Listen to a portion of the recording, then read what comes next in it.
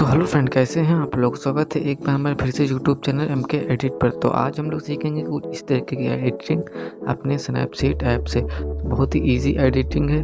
Video को बिल्कुल भी स्किप मत करिएगा और हाँ, चैनल पर नए हैं तो सब्सक्राइब कर लीजिए और वीडियो को लाइक कर दीजिए। चलिए चलते हैं वीडियो की तरफ।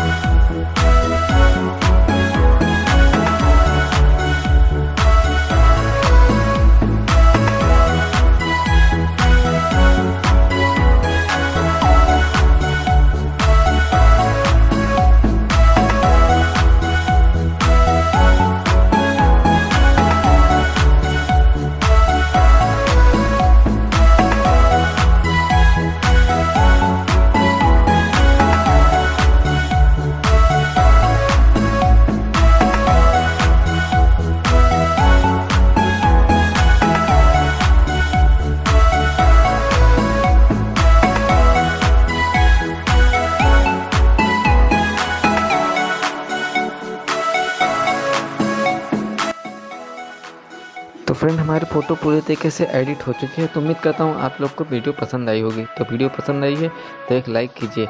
एक वीडियो बनाने में बहुत मेहनत लगती है भाई, तो कृपया लाइक कीजिए। तो चलिए मिलते हैं अगली वीडियो में, तब तक के लिए बाय।